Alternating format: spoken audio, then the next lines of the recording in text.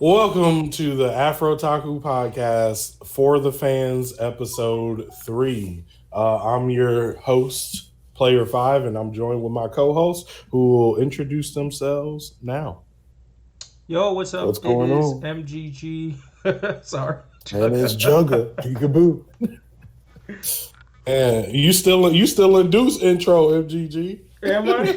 Is that Deuce's intro? The cut halfway through, Oh yeah. start. Oh yeah. For sure. For sure. Oh, man. Yeah, so we also obviously for the fans episode, and so we are here with one of our fans. He will introduce himself right now. Go ahead. Going on, world? Jahni Kwatrae here. Just a geek, man. Just a blur that heart and content creator, man. Just happy to be on board, man. Appreciate you fellas giving me opportunity just to chit chat, talk. Yeah, no problem. Hey, how about you tell the people what type of content you like to create? Maybe where they might be able to find you, things like that. Okay. Pretty much. I'm a filmmaker as well as a comic book creator. I am currently in the middle of working on a new comic book called Giallo Gumbo. Well, I don't necessarily call it a comic book. I call it a SENSI'IL, which is a Ethiopian style comic book format that me and another colleague of mine, Besserat, is trying to coin. You know how in Asia they got manga, and in Korea they got manhwas, and in America we have the comics. So we're trying to coin a new format of pretty much graphic panel storytelling, and we call it SENSI'IL, which is pretty much Amharic for graphic storytelling. Sorry. I'm feeling that. Yeah. Feeling that.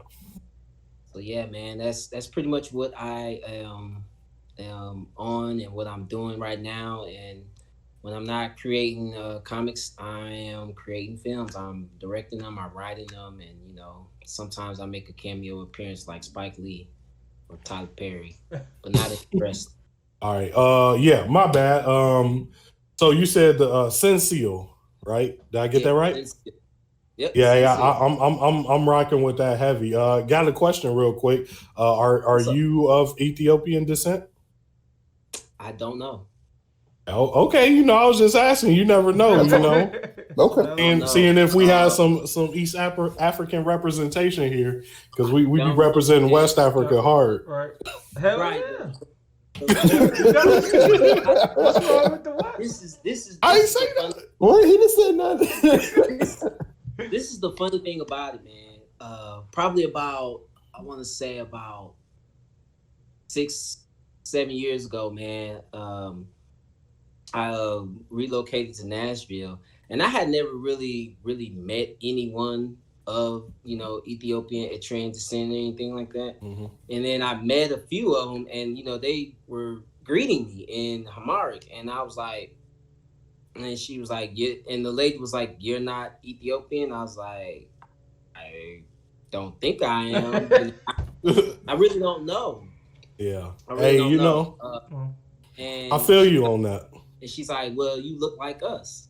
And then again, ever since then, many of them think that I am Ethiopian. Like they look at me and they recognize me as, you look like one of us. And I'm like, okay, like You gotta go to that I was ancestry.com. honored because I was honored because I feel like this. I feel like, in America, black people in America, if you don't know, go with the tribe that accepts you. And I feel like they've embraced me, so I embraced them back. So I've learned a lot about being Haitian and things like that. But I really don't know if that bloodline is in me. I've never really tried to discover it, but I feel at home when I do talk to them, when they do embrace me. So I feel like maybe I am. I feel like kind of like what Bob Marley was. Bob Marley embraced Ethiopia a lot. And I don't think he was technically bloodline Ethiopian, but he was very that was like his home away from home. You know what I mean? He wanted to be buried there and stuff like that. So I they accept me, so I accept them. So All I know is that my mother name is Edna, which is not my mother, but my grandmother is her name was Etna, which is an Ethiopian name. So I don't know. Oh wow, it's probably in your blood, man. I mean, like what I'll say is coming from like I'm first generation, so my parents are from Sierra Leone, but Oh, Africans kind of have this like eye for other Africans. Like I would get right, confused for Nigerian all the time. Like I'm not Nigerian, but when right. I meet other African people, they would like a flag would go off and be going, eh. So there might be like a lot of truth to that. It may be like the genes were just that strong through the years, or it's one Right. part of your family that just carried it a lot. But I'm sure you probably might be if they're coming to you saying that. I mean, if you Yeah, run you that probably got some. ancestry.com, you might be 60, 70, 80, Yeah, 90, who knows? might be. I look, like I said, they embraced me, so I embraced them back. Like it's Right. been crazy. Like for probably like the last 7 years of my life, man. They accept me. They like, you sure? Like I don't know. I have to tell them I Hmm. don't know because I don't want to say a lie and it Right. not be true. You know what I mean? But Right. like I said, I feel like here us born in America, a lot of us don't know. So I feel like go with the tribe that accepts you. You know what I mean? So Right. there we Yeah. are. I get a lot of the same people asking me if I'm Nigerian, Yeah. especially when they like hear my first name or asking me if I'm Muslim. I'll be like, That first name yeah, bro. definitely is a Muslim mixed name. I know, right? But I'm like, so, but honestly, there's but, a lot of Jamals in the African American community. So right? I would think most people would just see it as a normal name before they asked you like, "Are you Muslim?" You would think, but I swear it'd be that way. But hey, Pete, you know what I'm saying? For Christmas, I got myself the little 23andMe joint. You know Oh what I'm God. saying? So once they, hey, I'm just letting you know, MGG. Once they tell me I'm that 25% Sierra Leone, I'm at the cookout, bro. Who's cookout? I'm there, bro. I'm at the cookout. Good luck to you, sir. Good luck to you, sir. Man, I'm going up. Wow. Y'all gotta chill out on the spice though, but you know. That's not a. Man, At least in my family, that's not an option, bro. Chill out on the spice. What? Oh man, but yeah, I definitely appreciate that. Like trying to give Africa like its own like title. I rock with that heavy. Yeah. Yeah. Is there anything else you want to tell us about yourself? Tell the people about yourself before we get into the story time. Pretty much, man. I'm just a creator trying to find this space, man. There was a point in time where I wanted to be a part of the Marvel and DC world, and then I realized the stories I wanted to tell wasn't going to be accepted by them. You know what I mean? Mm-hmm. Even it's crazy. Even after the Black Panther and things like that, that's still not ours. You know what I mean? Now I appreciate it, but it's not ours. That movie made billions of dollars, and it was Disney's. It wasn't ours. You know what I mean? I feel the same way. Big facts. And I've been wondering and talking with people about this. It's like, Black Panther, I will say when I am not in front of a group of black people any day, every day, oh, Black Panther, my favorite, Wakanda forever. It's for the culture. I put that on. But when it's just us, I'll be like, look, man, was that film that good though? It was cool. What I liked about it was the talk of the African and the African American. I love that. That's what I liked about it.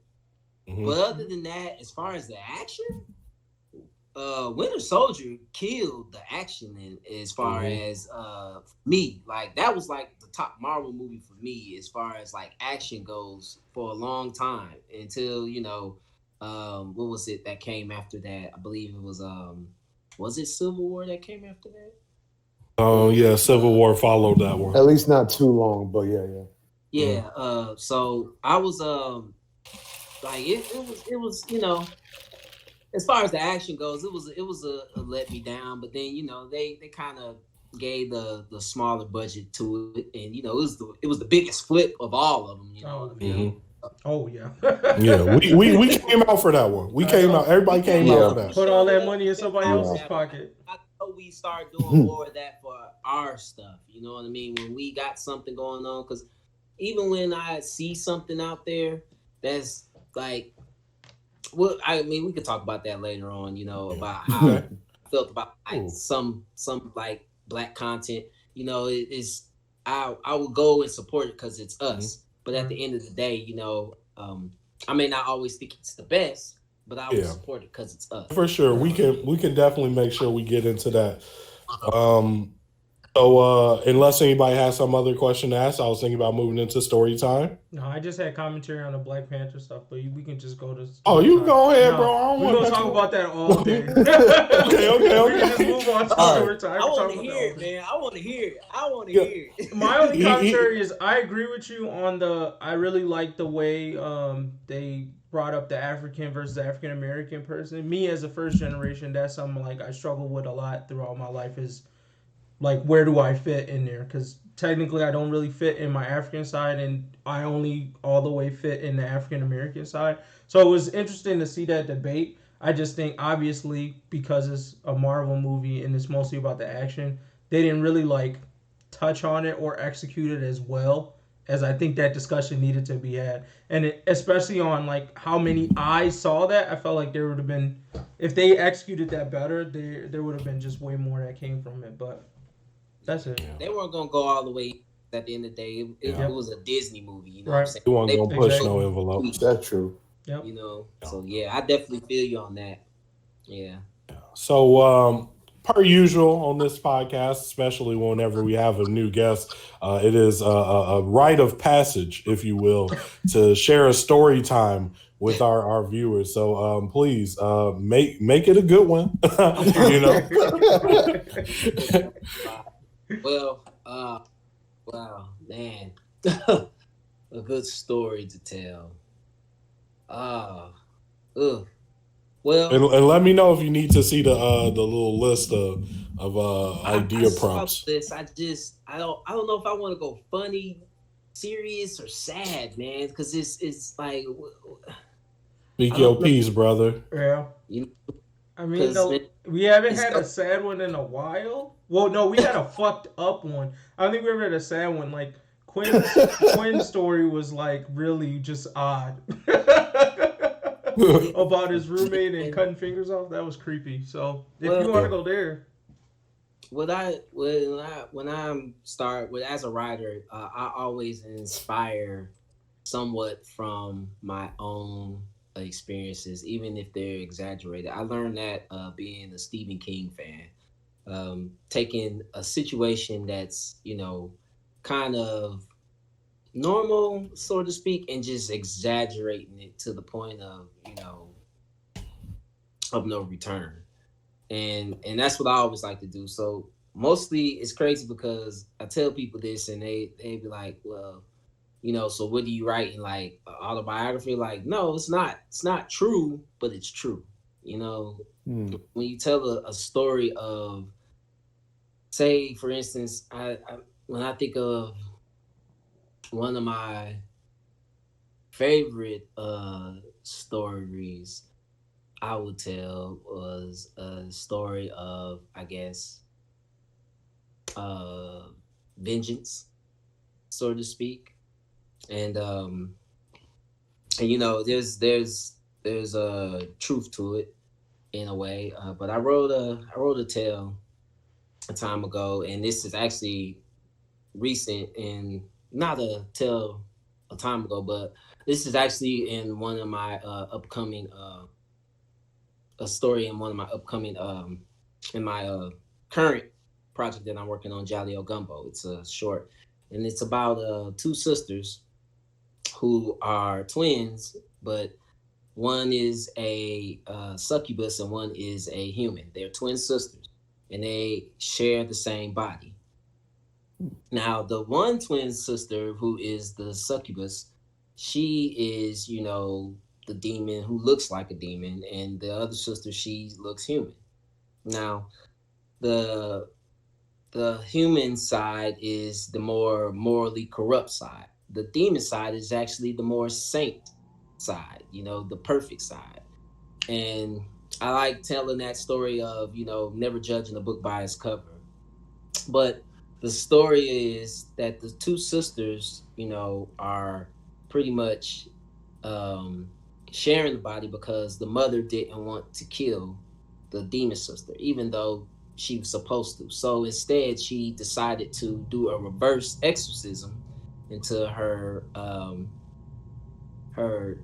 daughter, which is the human daughter, and now her sister kind of technically possessed her own sister, so they share the body. And she's awakened when the sister does an immoral act.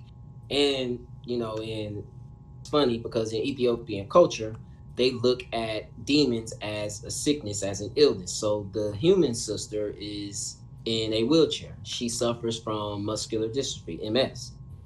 So when she awakens her other sister, she only awakens her when she does something morally corrupt.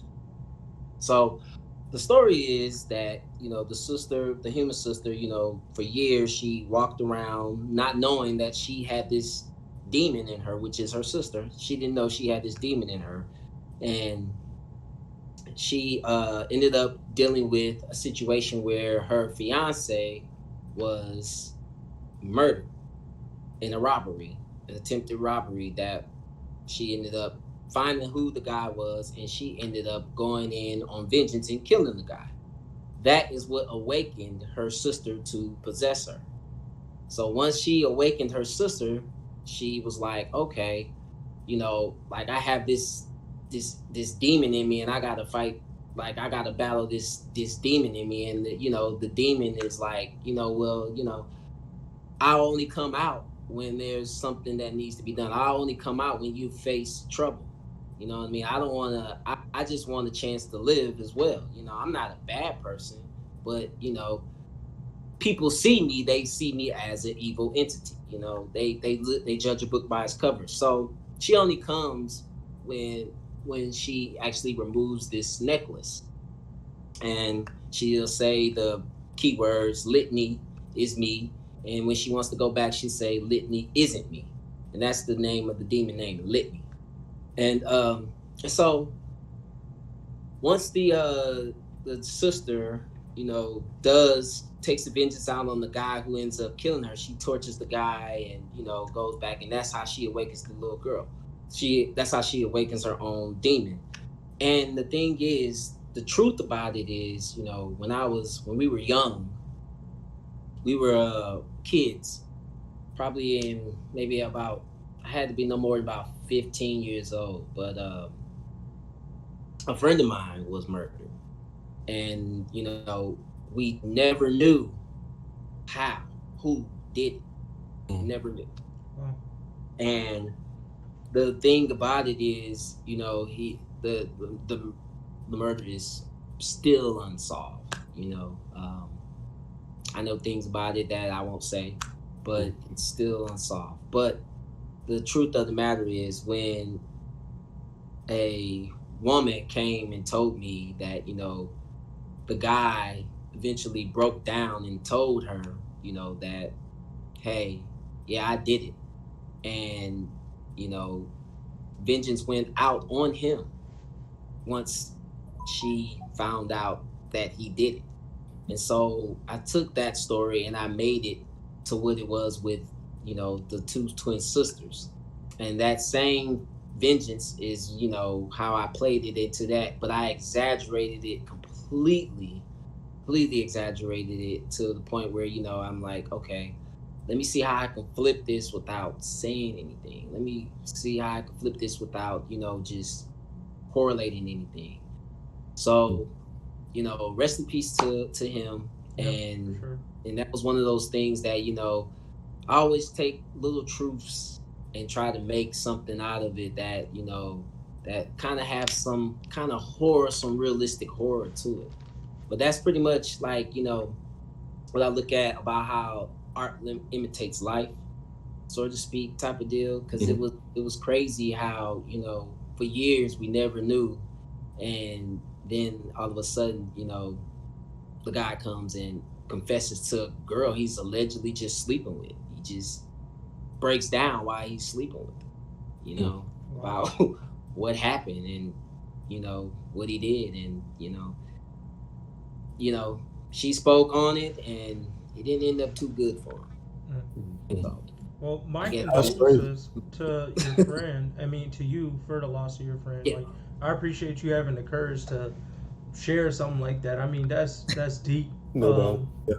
You That's had. tough. I mean, that was one of the best stories I've ever heard. I can't even lie Yeah. to you because I was glued to my seat until that twist that you added. Like, whatever. But all in all, man, I really though I appreciate you sharing that story with us. yeah, For yeah. sure. Yeah.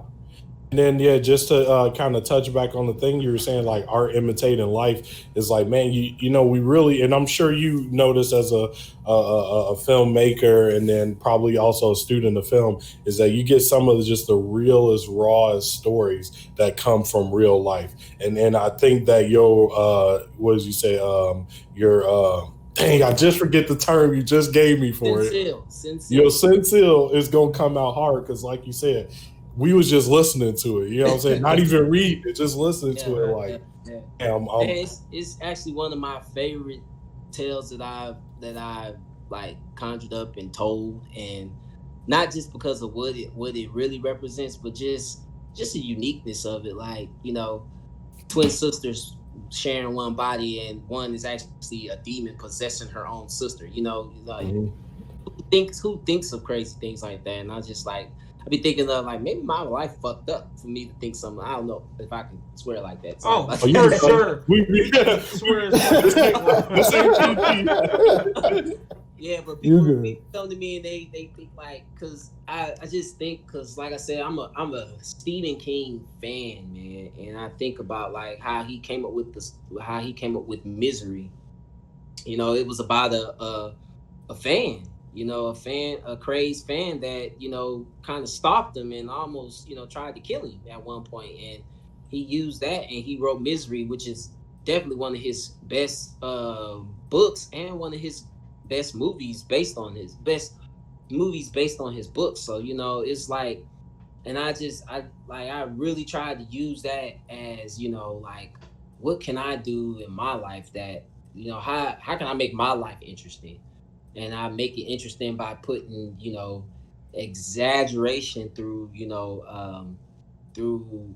panels, man. And I just really hope that people just really like what they see and read, because it is some heart behind it. It's not there just to get the quick cash grab, because I've been working on this thing since 2003, man. I've been at it for a long time, and I'm finally there to where I'm getting it. And I'm happy to kind of put some of this, it's how I heal through pain of my own dark times. You know what I mean? There's been a lot of things I've seen in my life that I grew up in a rough hood. I mean, I'm from Indiana, so I grew up in a rough town, and I've seen a lot of things before I turned 21. And it's just like, you know, sometimes you don't have a psychiatrist, so you have to be your own psychiatrist. And I write through my pain. That's how I heal myself. I write, and that's another reason why I stopped drawing and started just writing things down, man, because I went through a bad time of depression, man.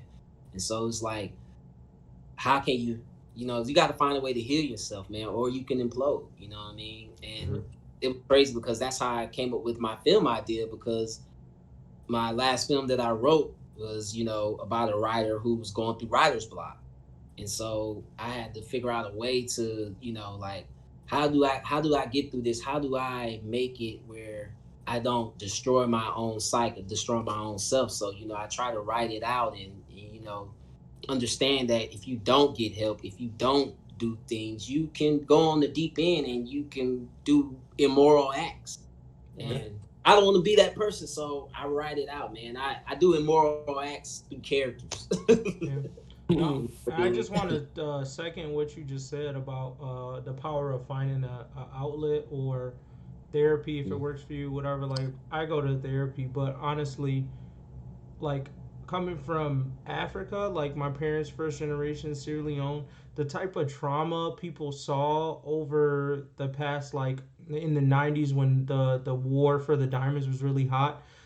People were getting their arms cut off. People was losing family members, and like those moments, like when that happens to people, they kind of just move on. Like once the war is over, Right. there's no systems put in place to help them come back from that. And I think the same thing is true here in the States for what people see in those communities sometimes. Like, not that every hood is violence every day, but there is definitely a different experience and trauma you have to deal with. Like, I remember a few weeks ago when they were doing all the rioting, or like a couple months ago, like Jugga was on the phone with me when it happened actually.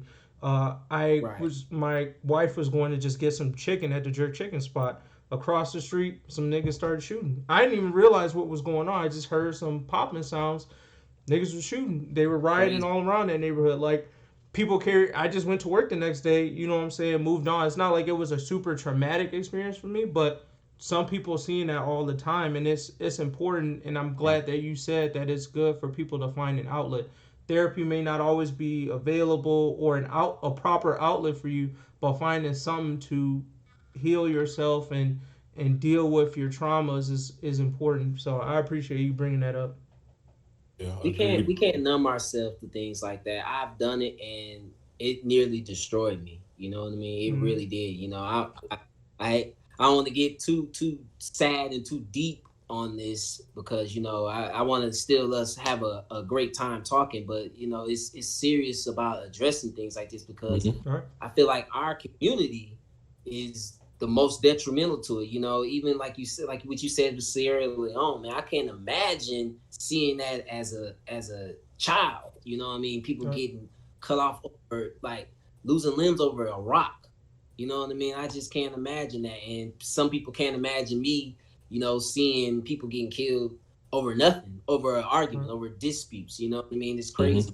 And like I said, we were kids. We were in high school, man. You know, like by the time I became my senior year, man, it was about like 6 bodies I had seen just like die in front of me. Like, what is going on? And you know, you can't numb yourself to that, man. And I think as our community, we gotta be able to heal each other on that because, man, we go through a lot, bro. We go through a lot of shit. We go through a lot of turmoil, man. And you know, it's not right. It's not fair for us to do what we do to each other all the time because we need to look out for each other, you know, because we all, you know, we all absolutely.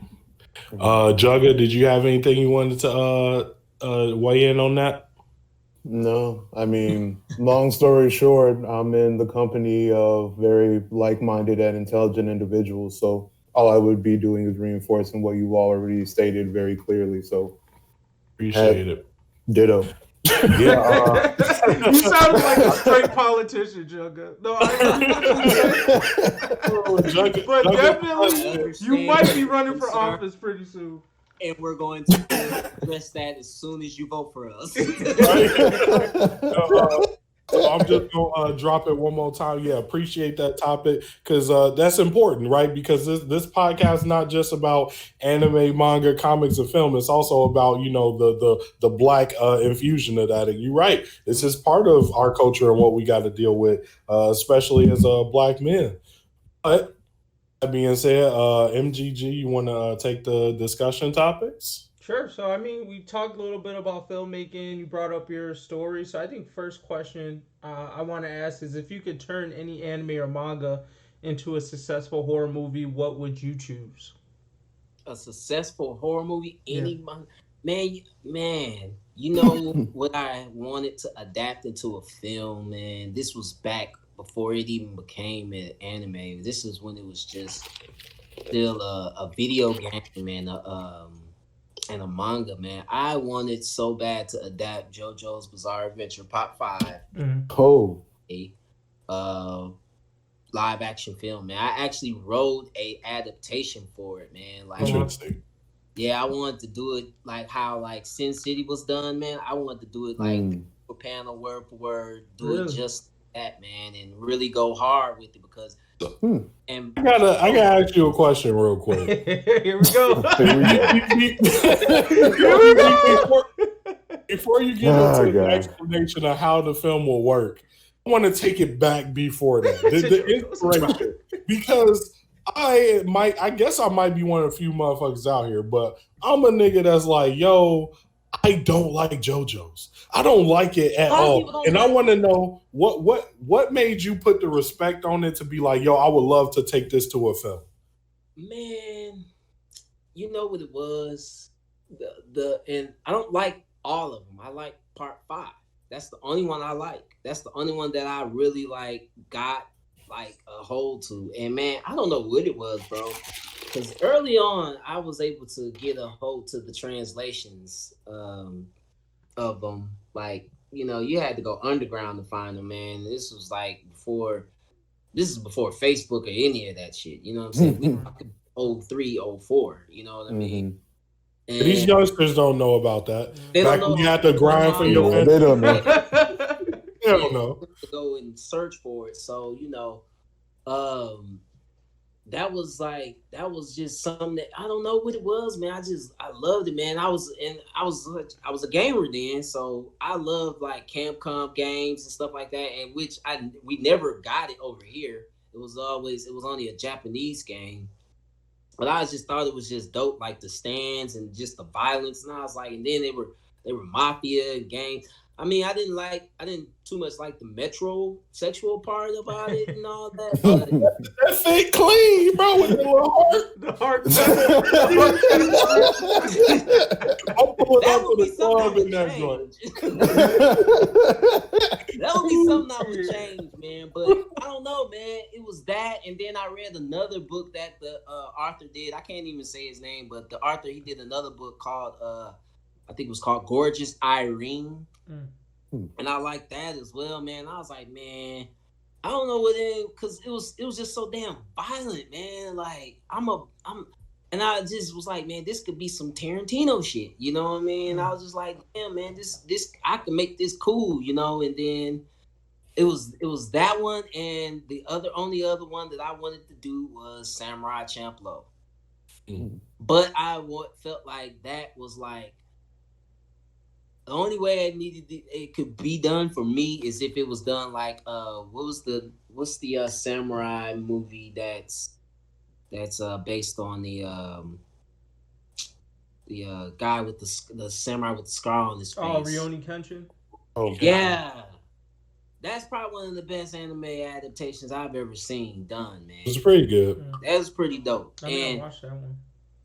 Yeah, like I like all of those. It's like 3 of them, man. I like them all, and I was like, damn, this is pretty cool. And I had never seen an anime before that. And then once I saw the movie, I was like, damn, maybe I need to watch the anime. And then I ain't gonna lie, I was kind of disappointed when I saw the anime. The movie was so turned and so serious, and the anime didn't quite have that same feel for me. So I was just like, damn. Well, I'm glad I saw the movie first. You know what I mean? Because even with Death Note, I liked the movie, and when I saw the anime, I was just like, you like the movie more than the anime? The live action? I saw the anime after the movie. Man, That's live interesting. action? I haven't seen it, but I've heard I bad saw the reviews, to be anime honest. after the movie, man. If I hadn't seen the anime first, I probably liked the movie. I probably liked the anime first, man. Uh-huh. Oh, I see. Yeah. This is Like, know something. I gotta say on that one, like I get you in that if you saw the movie first, I could see where you didn't like it. But man, I feel bad because that anime was one hell of a fucking anime, man. Like, yeah. and for you to be tainted in that way, yeah. Yeah. You know, if I had to answer this question, what anime will I turn into a horror movie? I just recently watched an anime that made me want to turn into a horror because it was so good, but because it's like an anime, they pull off last moment. And that was Kakegurui. It's on Netflix. It's an anime where they like the gambling. What are you talking about? Yeah, Yo, I would, for America, I would bump their age up to college because I'm a little weird for high school. I'm gonna bump their age up to college, and like all the close calls where they be like, psych, I wasn't gonna cut your finger off. Like, nah, bro, your finger gone. You know what I'm saying? Right. It would be like Saw, except a willing version of Saw. I think people will rock with that. Yeah, I think so too, man. But you know what would be another good one that I like as well, man? And I don't know if I mentioned it, but I like Paranoia Agent as well, man. I think that would be yo, I can see that. Golden Bat. because that's probably one like what's his name? Chateau's guy, he did Paprika and all that, man. Like he's one of the few, him and the guy who did Sajiro Want to Be. he did the all the like samurai shows. They are one of the few that have like that cinematic anime feel to them. You know, so those would be as hard to adapt. I don't think as like a JoJo or something, because you know, like, even with Death Note is completely anime. It's not, you know, a cinematic anime. Like, you know, it's that's why the film adaptation probably didn't work for a lot of people who love the anime. You know what I mean? And I saw the movie first. Unfortunately, I didn't have that same like love hate for it. You know what I mean? I thought it was pretty good, because if it was an original film, you know, I thought that was pretty decent as an original film. And then when I went back and saw the anime, I was like, oh. I see why people are mad. See why people are mad. Yeah. And you know, I will say, go ahead. I said I would toss out like a pretty easy one. I think would be Promised Neverland. I feel like if you watch that anime, it's already halfway a horror movie. And then now if you add the realistic aspect, because you really don't have to do much, you can make the demons as scary as you want. But as far as the mood that they set with that, like, I think it's real easy to translate into a horror movie. So this would be my one thing that I would interject and say that it might be more difficult than you think. I think it's near perfect, but in anime, you can emote children any way you want. But in real life, child actors, like, you're gambling, and you it's an uphill gamble at that to see if you get a good child actor, because most of them garbage. You know what I'm saying? So I'm like, if you don't got no cold child actor, it's gonna be like, damn, this movie is so close. See, but my question is, do you need one? Because my thing is that, like, and that's the sad and good part about older movies, is that a lot of them older horror movies with kids, like, they just really scared them niggas. Like, it was not acting. Like, they really was just like, you're scared, motherfucker. So I think you could play it that way, potentially, where you just really scared of motherfucking kids, and then they, like, you know, you get those reactions that you want. The tough part, I think, is like selling that intelligence part that Emma, Ray, and Norman have through a kid's lens, like showcasing the kid is like that smart and thinking on like a adult plane. I feel like that's hard to act from a child. You know, I feel like American movies are afraid to do the anime inner monologue. You know what I'm saying? Like, because we understand what the hell is going on. American films only want you to express it in your face. And I'm like, sometimes these anime dates doing too much. What, like, how you gonna express all that on your face, especially if you're a fucking kid? You know what I mean? Right. Like, they need to explore and accept inner monologues. American films, though, kind of, you know, I'm a big fan of foreign Asian films, man. Korean films, like Korean horror films, I think they're some of the best, man. Like, I don't know if you guys ever seen I Saw the Devil and things like that, but man, they make some of the Train to Busan and Parasite. That's what I got. Right. Does Parasite count as those a horror are great films? It was dope though. It's I enjoyed it. Under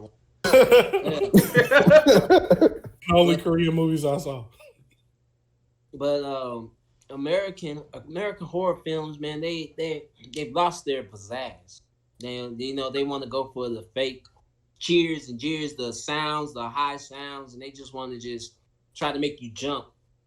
And you're jumping through the whole movie, and by the time you get to the end, you're not jumping anymore, and you're not even scared anymore. You're not even in thought of the whole thing anymore. And it's like, I don't know, man. They just some of the best horror movies for me lately have been by foreign directors or foreign films. You know what I mean? Because Americans just want those cheap thrills, and they want a cash grab, man. Because even with like Get Out was good, but Get Out wasn't scary. No, it wasn't. It wasn't scary at all. It was a thought thing, but it wasn't like a horror. It didn't feel I thought, well, at least me personally, granted, like, I'm not a filmmaker at all, so it's purely opinionative.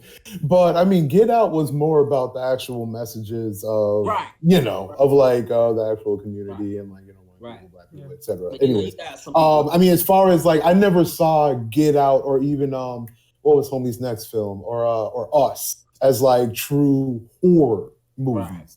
if that And makes I sense. didn't like Us at all, bro. I liked it. Right. I thought it was funny. just I like, thought that was but like you're saying, like I think those two films were like kind of crossover films for people like me who like it really takes me a lot to watch a horror movie because like I got to make sure because that's gonna sit with me. So I make sure I'm in a place that basically will lead me into happiness and like not thinking about it afterwards. So I got to watch it with the lights on. It's got to be day. You ain't catching me at night.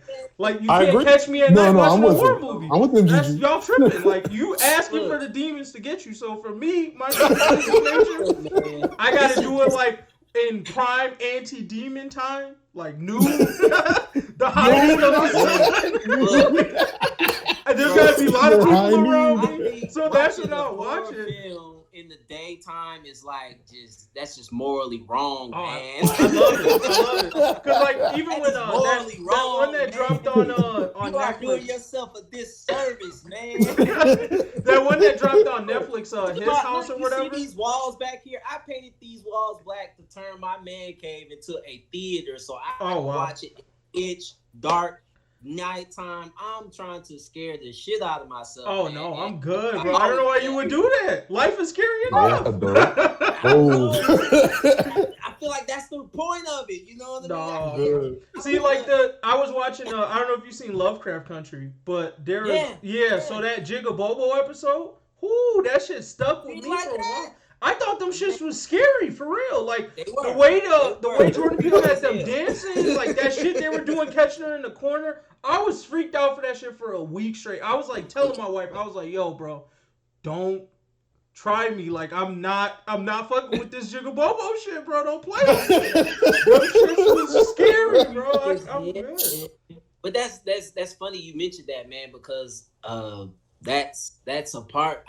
It's crazy, man, because like I said, probably about 10 years ago, bro, one of my characters is based on that same minstrel, smiling, creepy type of look, man. Yeah, bro. Like, can't handle it. I'm soft as hell when it come to horror. Like I avoid that shit like the plague. So like you just got the wrong group to vibe with because I'm with it gotta be daytime, nigga. I need a rosary on my neck, bro.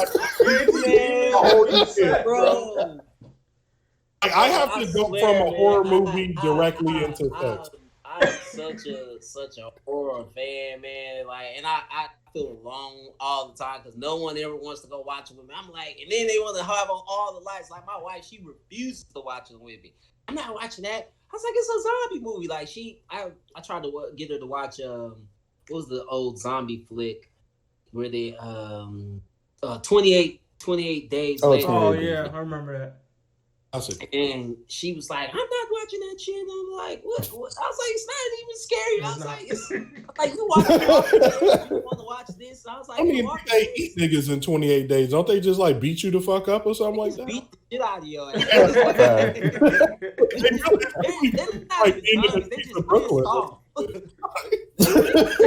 They're just pissed off people, man. Pretty much though. You know, she did you bogus for that one. Say what? She did you bogus for that one. You could have watched that one. Yeah, man. Yeah, that was pretty. It's pretty good though. You know what I'm saying? But she was like, I'm not watching. I was like, but you watched The Walking Dead. She's like, The Walking Dead's not scary. I'm like, it's not, but you know. Yeah. You know. I don't know, man, but yeah, man, y'all got to get y'all in the groove, man. Y'all got to come to the I like the fact that a lot of the horror stuff has become more like palatable, like all these monsters and stuff that used to probably be scary in the 1950s, like mummies and Frankenstein and zombies, are now like I can watch a zombie movie no problem. Like that's not gonna really do anything to me. To me, I think the part that I like about horror movies is really the thriller aspect, which is why I kind of liked like Us and Get Out and all that stuff, because it was just more like, oh, I kind of wonder what the twist is here, like what's all that stuff. But as far as like trying to get jump scares out of me, Candyman when it comes out, huh? So nobody's gonna watch Candyman when it comes out. I'm going to, but I'm not gonna watch it right away. I'm saying I'm gonna put on for the culture being a Chicagoan and it being made by a black actor or director. I gotta put on, but I'm not gonna enjoy myself. Highest of noon. Highest of noon. I'm gonna put it on at the highest of noon when that sun is bright. I'm talking about bright enough that Pride is at his ultimate max power. That's when I'm going to start watching it. And I'm gonna make sure I'm still in Grand Rapids when I do it because I'm not gonna be in Chicago watching Candyman. I know where Cabrini Green is at. Right? I've been Exactly. there. I know where that shit is at. I'm mute every time they say his name just in case it's summon that nigga Right? to my. I'm using the bathroom with the door open, lights on. Like, It's all you got, man, Johnny. this is right now. This is the brightest this room is when I watch movies, man. Because this is like like I said, this is like my little theater, man. So I purposely like painted all. It looks like the Batcave, bro. Like, you know. Hey, Johnny. Yeah, man. I don't enjoy movies. No movie really watching it in the daytime like that. Like I have to. Like I feel like the light kind of distracts me, man. You know what I mean? So I have to. That's why I like theaters so much, but I'll never go to a theater again, man. I'm probably done with theaters right now, forever. So, Johnny, I got a question. What's up? So, like, and I always got to ask, because I run into horror fans a lot, and I got to ask this one. How do you feel about, like, body horror? You know, where they get, like, real gruesome with, like, the way people die or something like that, or real gruesome modes of death? Like, like Final Destination? Like, not even, like, I feel like Final Destination is getting close. But if you ever seen, like, Brightburn, or like even sometimes Saw, where they just get like overly aggressive with the super bloody, gory form of horror. I wonder what you think about it. Well, it depends. Sometimes, man, I look at it like this. There's a thing like torture porn I'm not really into. I think some movies are violent unnecessarily, and some movies are born for it. And sometimes, man, I see somebody get their ass just slaughtered. I kind of laugh at it. I'm like, what the hell? Like, really, you know? Cause like it's like when what was I watching the other day? And it was like, oh, it was the movie called, it just came out with Vince Vaughn in it called Freaky. Oh, I saw trailers. Yeah. And I don't want to tell the film, but there was a point where somebody gets killed. They get a bottle in their mouth, and the guy just slams the bottle down in their throat, and then it just comes out of their neck. And I'm just like, and I laugh. I'm like, dude, come on, like y'all like killing people with these ridiculous ways, and it's impossible. It's impossible. But when it's like has some realism to it, to me, that's more frightening to me than me seeing somebody just like how Jason Voorhees would take a girl and wrap her up in a tent and just sling her body against a tree or something like that. You know what I mean? That to me, that's funny. Like, cause I'm like, there's no way. You know what I mean? There's just no way. But when I see like Final Destination, I think you could take the nigga out that way. Yeah, you know, the freak accidents right there. That kind of creeped me out a little bit. Don't drive behind them log trucks, bro. Oh, never. I said Yo, like 2 or whatever. I don't get behind Yo, bro. Like ever since I seen that shit, I'll be like, I pull like, let me get my ass over, man. Fuck this. Let me pass by this. It's like we always suspected it, but then Final Destination 2 just gave us the affirmation. Like, see, I knew those shit. All that shit could look like. And ever since then, bro, like, you know, and it's crazy because I used to always have a phobia of like semis, man. Because when I was a kid, we almost ran up under one, man. And I always kind of had phobias. I didn't think I would ever get over it to drive, but you know, I'm kind of over them now, and I kind of just pass by them, man. I don't really ride next to them. I don't like when they ride next to me. I get pissed off, like, what the fuck are you next to me for, bro? Like, go behind me or let me get by. You know what I mean? Yeah, I feel you though. Ran off the road by semis like 3-4 times, bro. I don't fuck with them at all. Don't give a fuck. So, when it comes to gore, bro, I feel like it could be unnecessary, like just over the top. And when it's over the top, it's not even scary. It's comedic because I'm like, ain't no way in hell, man. You know what I mean? And yeah, but I think what's more scary to me is things that you don't see more so, like things like stir echoes or things that could really happen. Like I was watching one film the other day. It's called Megan is Missing. That's probably one of the worst movies I've seen, bro. I did not like it. I did not like it, and I didn't like it not because it wasn't good. I didn't like it because of how it made me feel. I didn't like it, you know what I mean? And I only imagine if I had a child, them going through that, and I got pissed. I'm like, man, dude, if this ever, you know, happened to a child of mine or just someone I know, I would be pissed. And it's a fear because it was a real thing that had happened, and I'm just like, what the hell? Oh, them horror movies based on true events. Yeah, when they dropped that look based on true events, watch it. Yeah, that's said based on true events, man. And I got so like disturbed and pissed off at the movie. I haven't felt like that movie. It made me feel some kind of way, man. I didn't like it. I will admit that I didn't like it, and I was like, I need to kind of watch what I'm watching now because it didn't make me feel too good inside, man. It was real. It was too real for me. You know? Yeah. And I don't remember where I heard this before, but like what you said just reminded me of it too. It's just that like the scary part of the horror movie isn't really the monster. It's all the stuff leading up to the monster, all that suspense, all that stuff. And like I agree with that. I mean, that's probably, and especially what you're saying about like real life stuff, like those things are always like the most scary to me. But like we've all said here, I can't. High noon. There's one last horror film I would love to make, and I'm not, like I said, I'm not even a huge fan of horror, but I would love to make this one, and it's not anime based, but me and my friend talk about this all the time.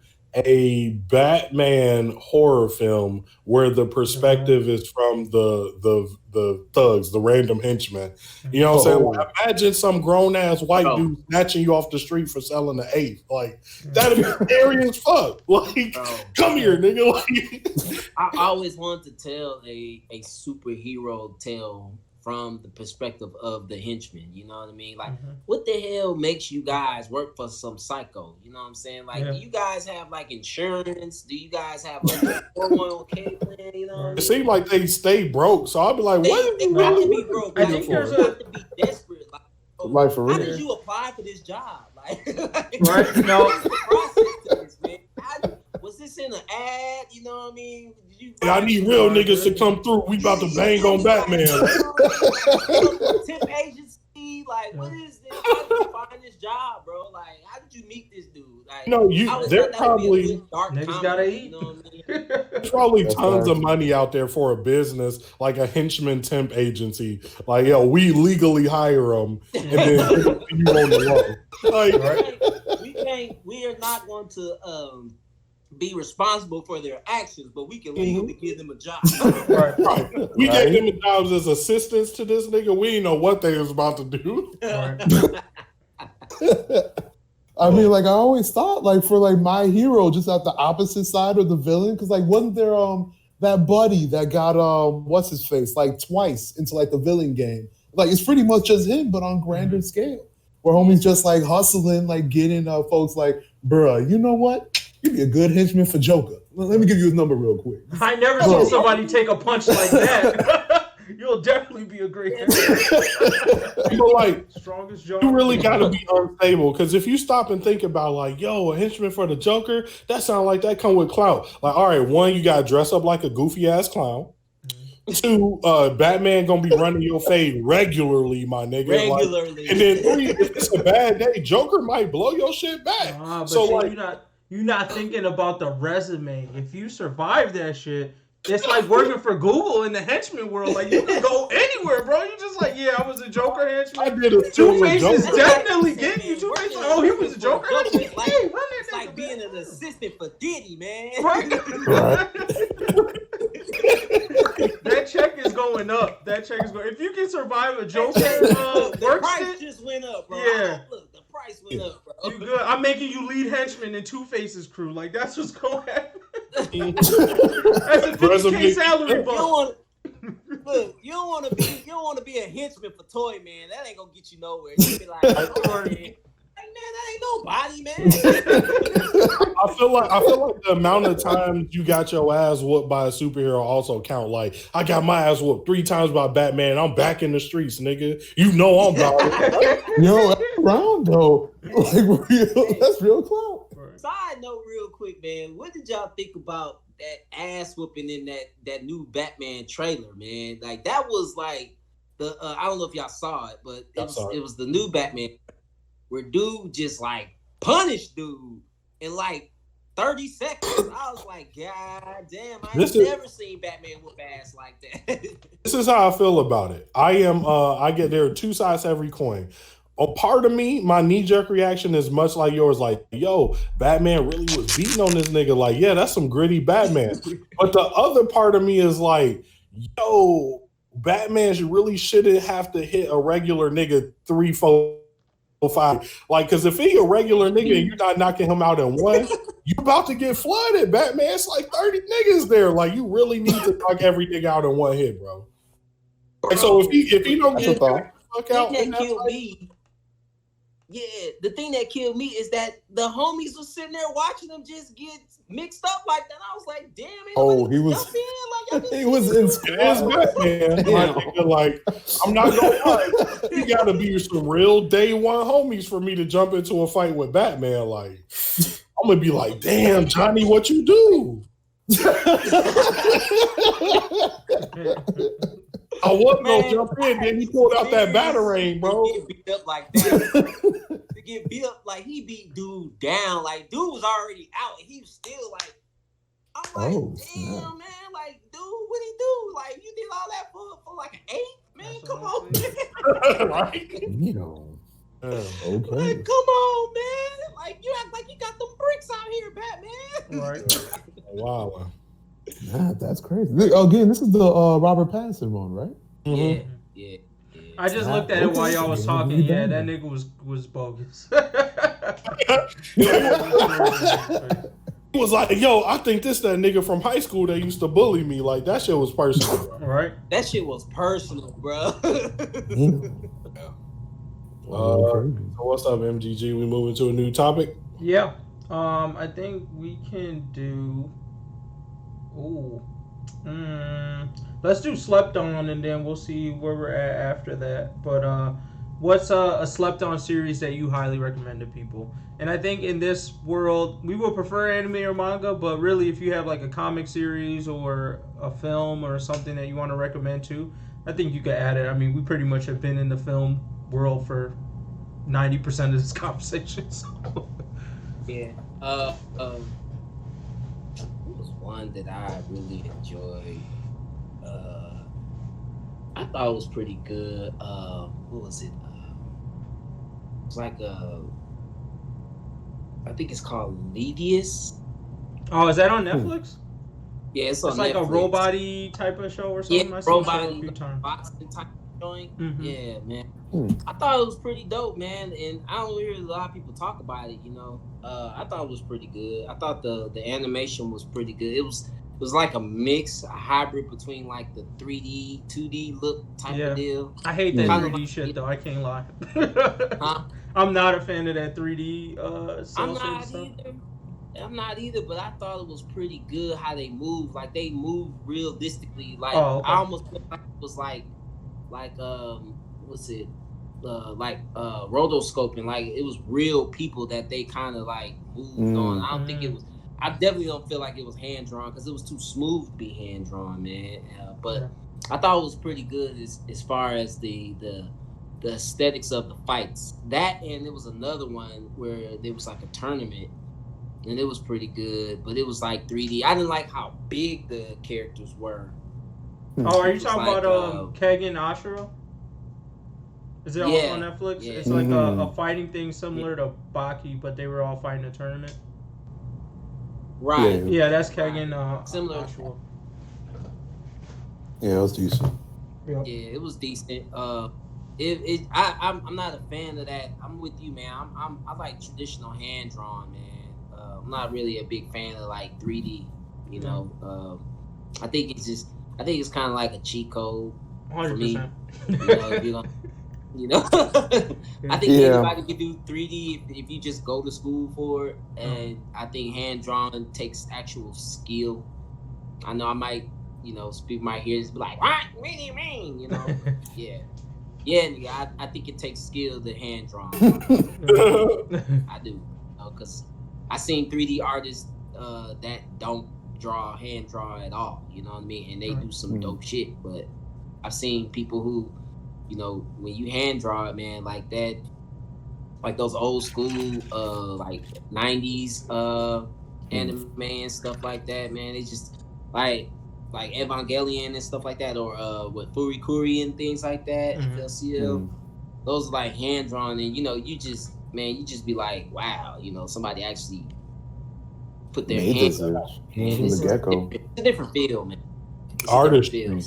I feel like that right there is why so many people fall in love with anime to begin with, because we used to America where, you know, they putting out these cartoons, and I ain't gonna say everybody, because there are people that love their work, but people put out these cartoons to flip a quick buck, whereas like in the culture of anime is like, no, bro, this is an artistry. You call a mangaka sensei, like this is, you know, something important, and you can. I think that's why so many people drawn to it, which is like, you know, if haters are out there like, man, get that hand drawn. Like y'all, you gotta know where you come from. Forget my inner hotep. You know what I'm saying? Right. You gotta know where it come from.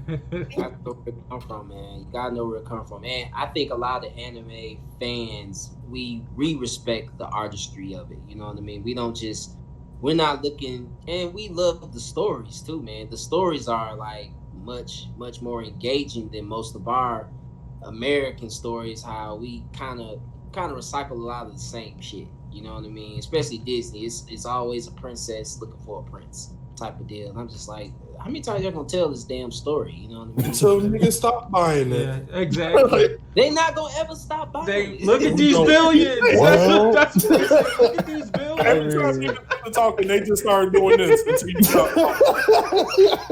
Like, Disney, boy, they don't give a fuck. I worked at a theater and everybody was like so into like Frozen. I seen that shit. I was just like, I'm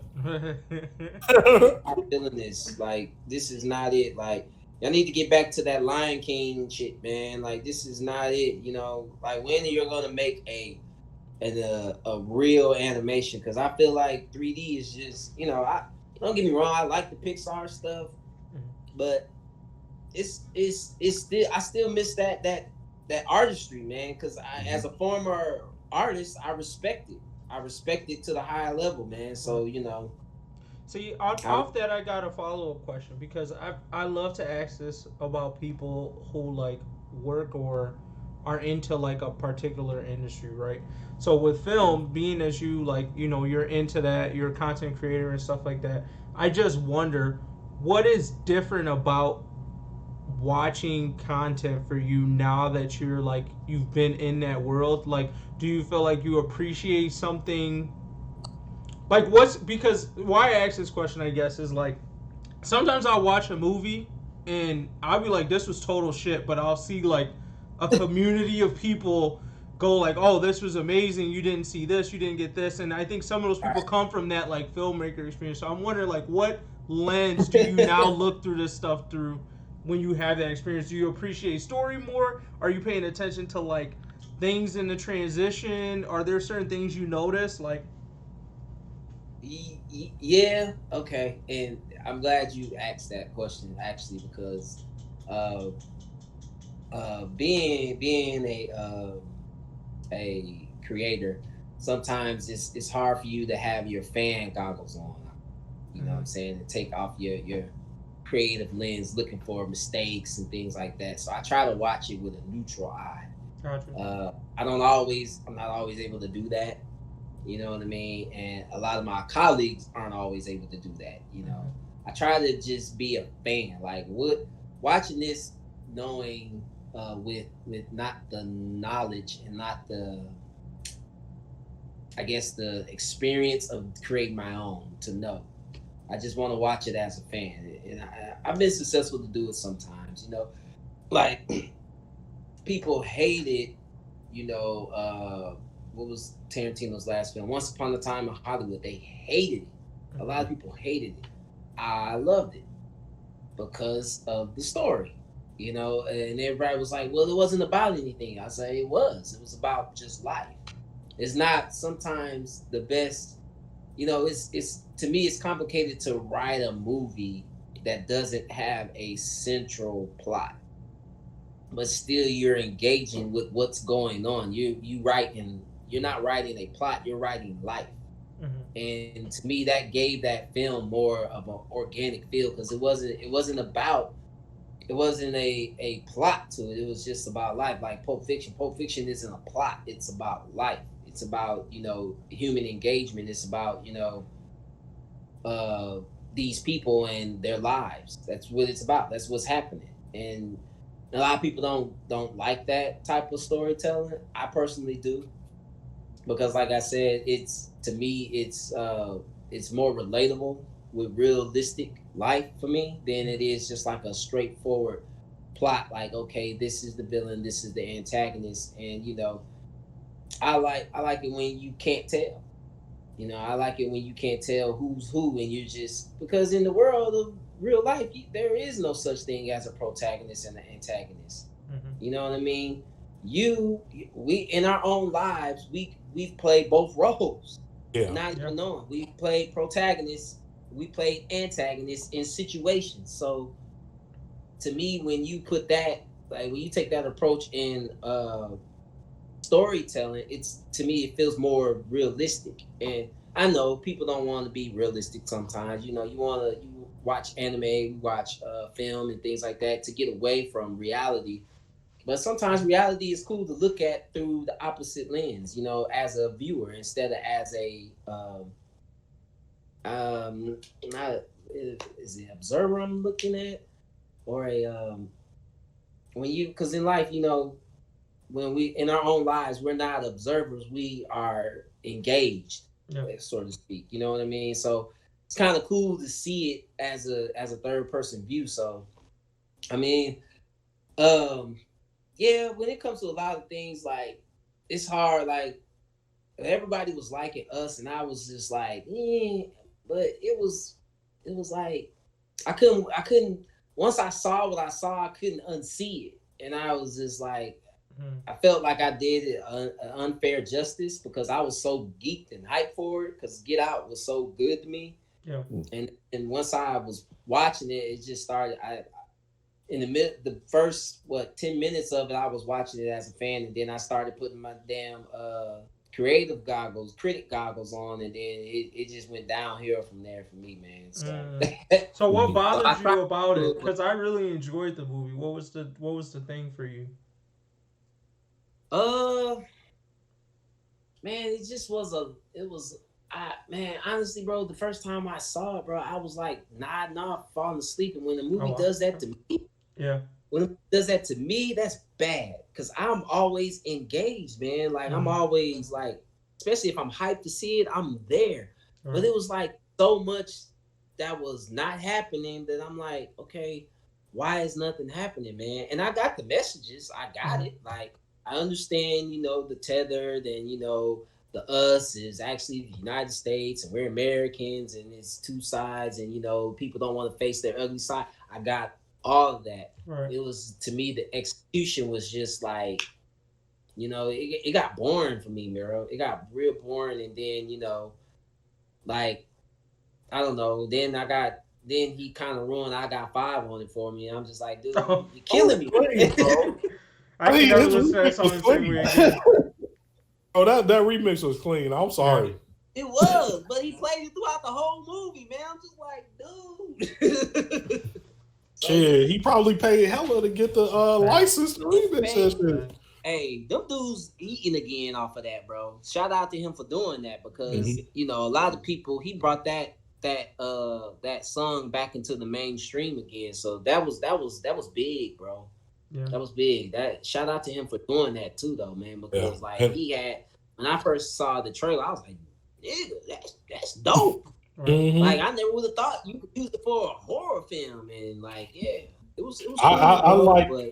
But this trend in films right now where they take these older songs and remix them to fit new age films. A lot of films are doing that. I like it, especially when it's black. Too. Yeah, me too. I love it too, man. I think it's dope because I think it brings a lot of the forgotten hits that we had that we used to like to the forefront. You know what I mean? So yeah, I dig it too, bro. I love it. Yeah. Oh. I think I'm not a fan of the game time based off the way the conversation was going. So I'll ask the last general question and then we'll lean towards the close here. But there's a roll call for actors and one of your favorite anime/manga series. Which character do you think you'd be able to pull off the best?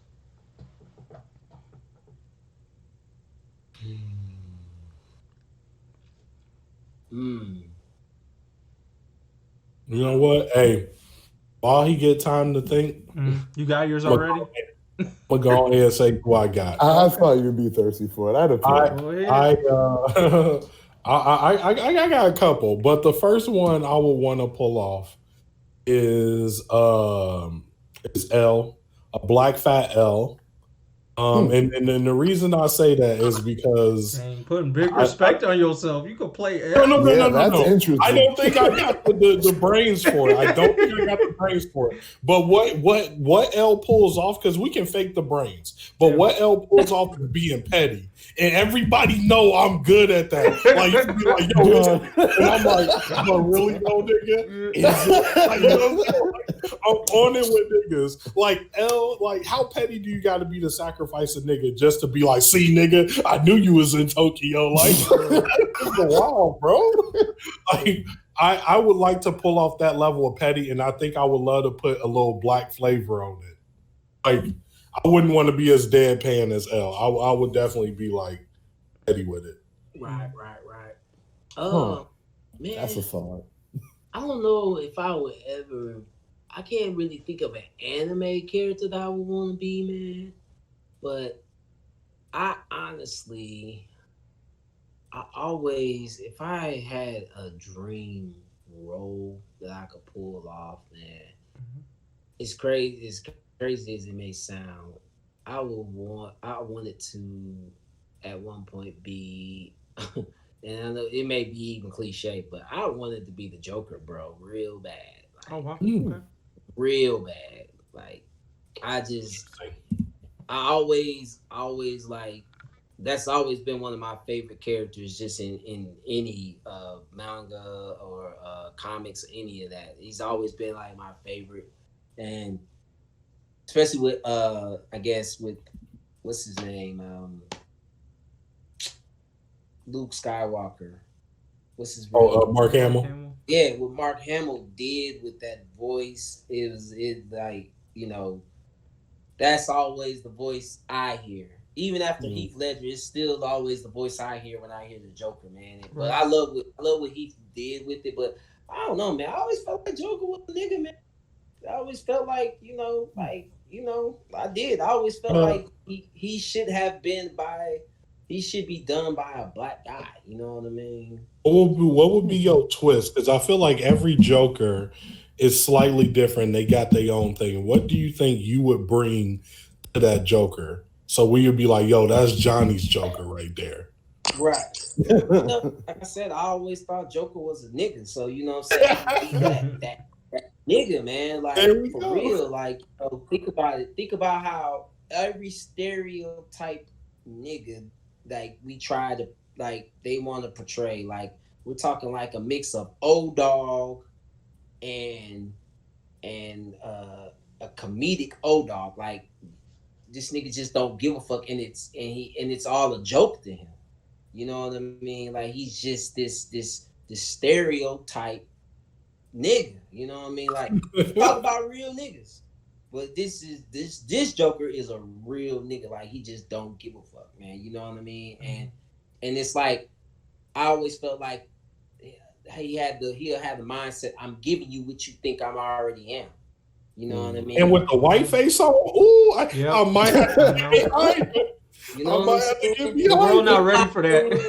He got the he had the waves. You know what I'm saying? The green waves, man, spinning. Yeah. And all that. Because all I if Joker pull up in a green motherfucking do rag, I'm going home. Like, No. I always felt like, you know, and then, you know, give him that swag and give him that, like I said, like have him like a mix between like an old dog with kind of like a Frank Lucas type of dude with also, you know, like that dark comedy type of like a Richard Pryor type of comedy type of deal, man. You know what I'm saying? Like I always felt like you could kind of merge all that together, man. Because you know, this dude is like he's like a reflection of reality or a reflection of the world, how the world views a lot of black people. You know what I mean? Like, yeah, you think you know what a nigga is. No, this is the nigga, and it's a joke.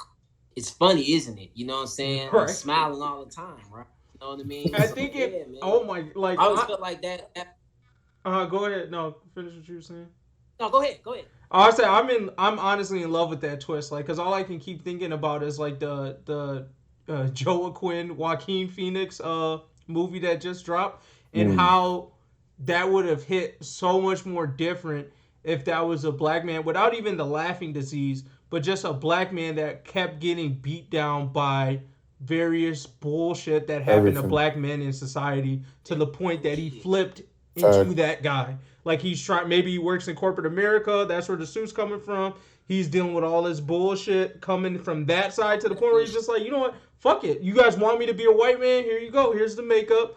And now I'm going to be a white man and a nigga at the same time.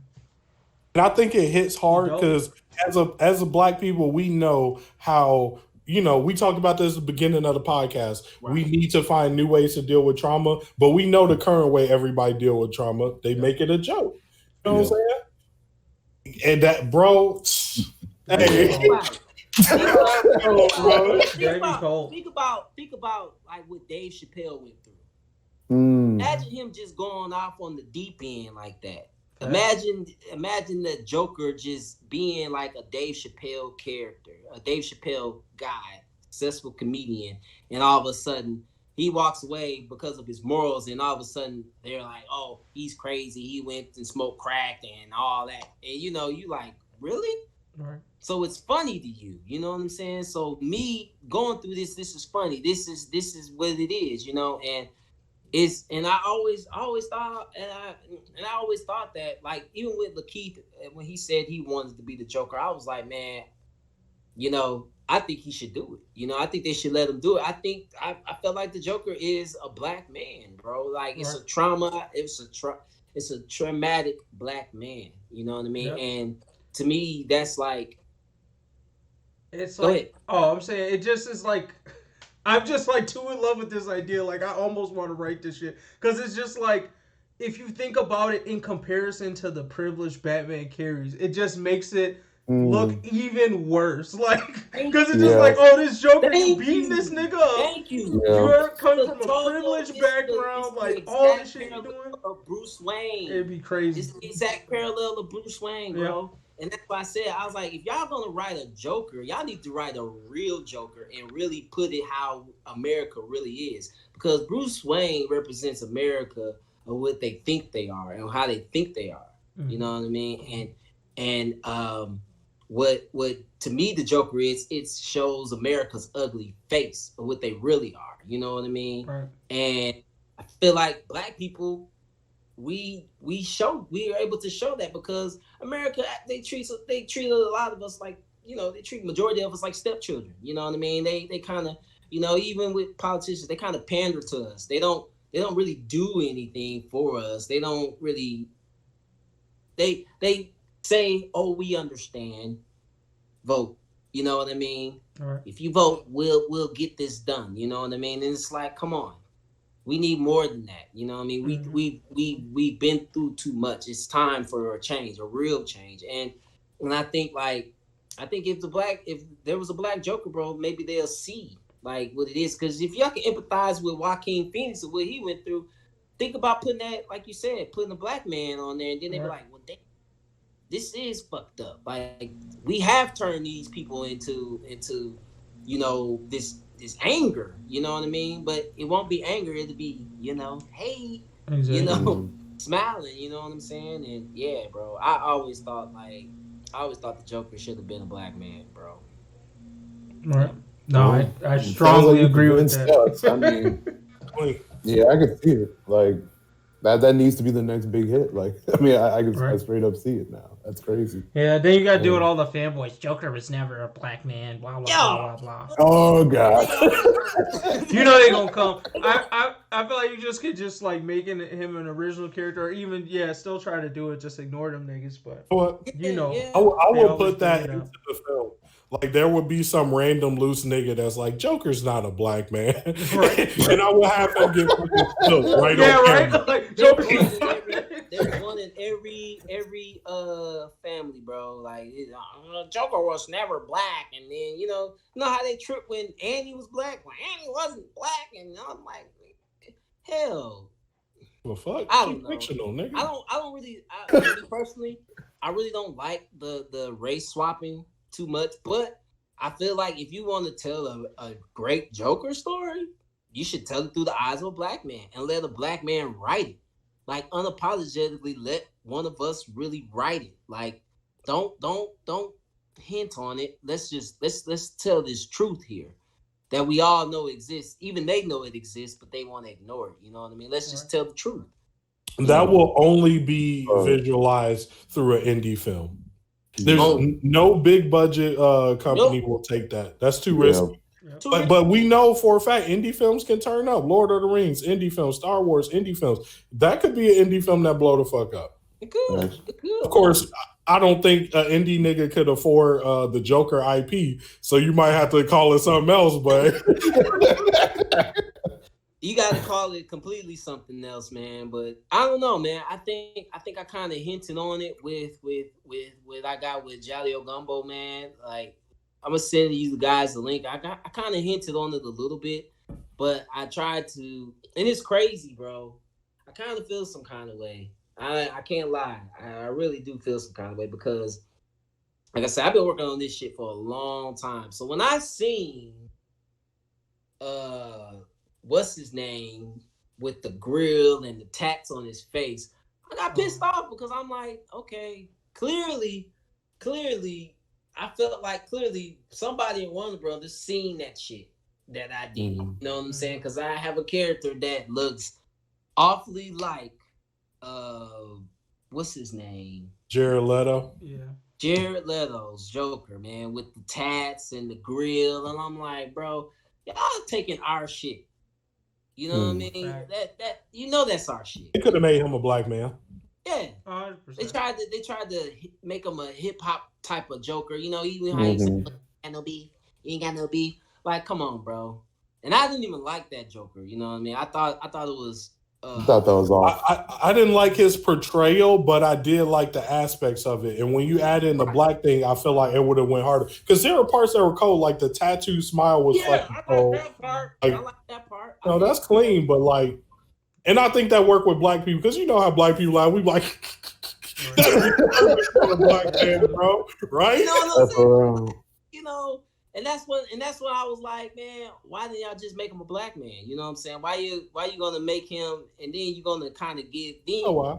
It's almost Warner Brothers was like, all right, come on, we gave him a grill. Does it got to be black? I mean, was the Joker ever really black? Well, okay, if he's not black, then don't take our antics, don't take our swag, don't take our aesthetics. You know what I mean? Like. Because I feel like you're slapping us in the face like, oh, he can be black, but he can't be black. Absolutely. You know?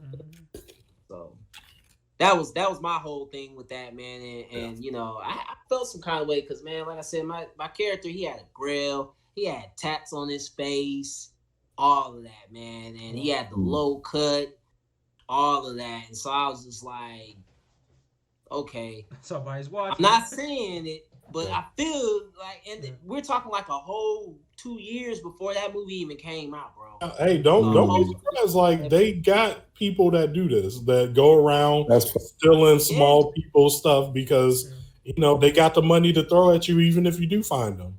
Like if you were to be like, "Hey, real talk, I got the proof," they're probably like, "Hey, bro, here go $2 million." Yeah, we'll settle. Most niggas I'll be like,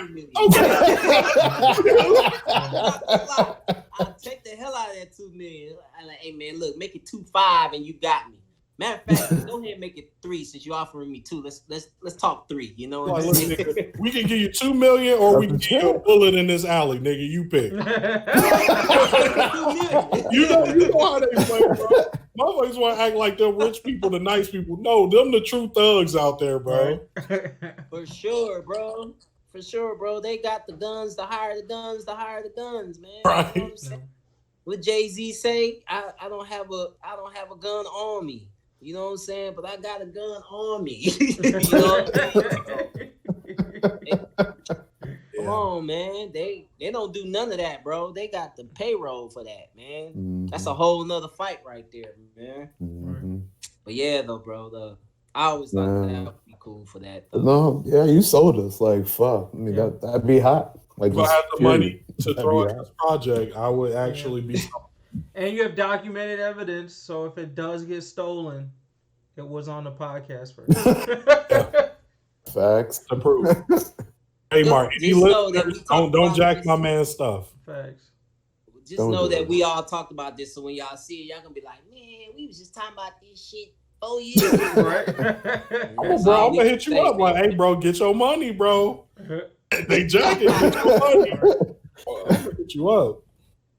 Yeah, man. That I just always thought that would be cool, man. You know, because I always feel like we need more of a fair shake of our stories anyway, man. First of all, it ain't hardly none of us not many good characters of us out there anyway. You know what I mean? Don't got black Most in of those their good name. characters. They got black in their name, man. Like if they did, they're probably like the Black Joker. What do you mean? Like, why? What?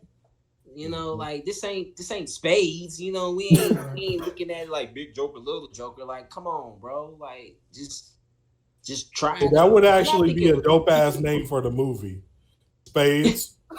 Since you can't get the Joker title on the movie, hey, that's all you get. You and we know who the top Spade, the Big Joker, bro. It's We cooking, bro. Billions on the table. You got the Big Joker that's black. And then you got you gotta get Hotep on it, man. You gotta be like, see, it's Spades. And what was the game? The Big Joker.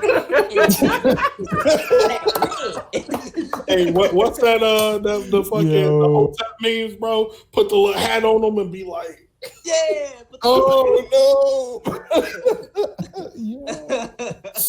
Or that one meme with Denzel in the training day where it was one where COVID first happened. You sanitize your hands, but you didn't sanitize the sanitized bottle. Hotep memes are my favorite memes, bro. Man, bro. Yeah, brother. This has been good though, man. I appreciate you brothers like man, like real talk, man. This is dope, man.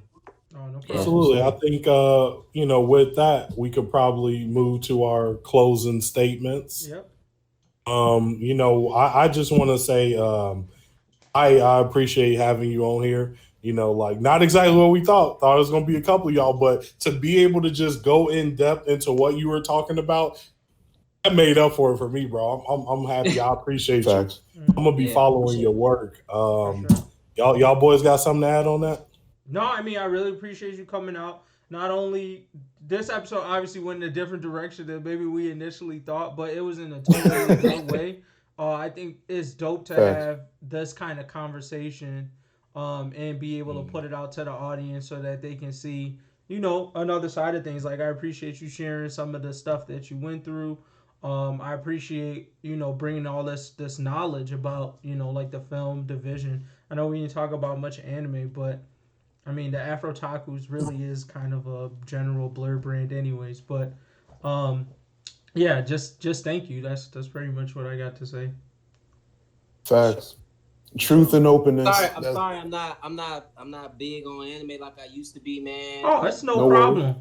That's no problem. But I definitely appreciate you just letting me just speak with you guys. Like man, you guys is dope, man. I like what you guys are doing.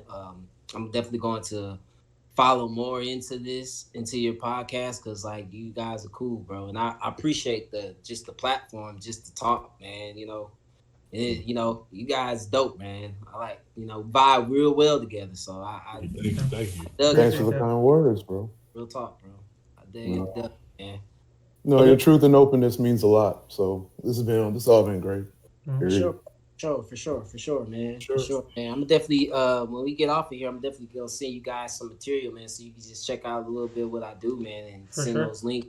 Absolutely. I'm excited to read some of that stuff. Any last thing you want to say to the people listening? Man, where they can find you, all that. Yeah, one more shout out. Appreciate y'all listening first and foremost. You can find me on IG at Jahni_Kwatrae. You can also find me on my business page, which is Melanin Manga on IG. You can find me on Facebook at Giallo Gumbo. That's GIALLO Gumbo. Also, currently, I have a Kickstarter going on for Giallo Gumbo. It's my horror SENSI'IL series that's going on. If you guys want to check it out, got some exclusive things coming off of that, man. If you guys want to pick up some content of what I got going on, it actually ends Sunday. We already made the goal, so you dope. Congrats. Guarantee your material. So we're not fighting for that goal. We got the goal. So everybody who donates now, you're guaranteed to get a book. So you can go on that Giallo Gumbo. It's like I said, it's a little horror SENSI'IL series that I have been working on for a long time, and you can find me on there. And just check me out, man. I also have a short film on Amazon.com, Amazon Prime, actually. It's Something for Sinitra. It's a little short film I did. Got a few awards for it. Nothing major, but it's something just to show just a little diversity of storytellings that I do, man. So if y'all guys ever want to just get bored, check it out. It's 20 minutes. Check it out. You know what I mean? Yeah. That's what's for sure. All right. I got you. Wonderful For the Fans episode. For sure. Brought to you by the AfrOtaku podcast. All right, man. It was wonderful having you. Thank y'all for listening. Yeah. Bye, everybody. See y'all until later. next time. Peace.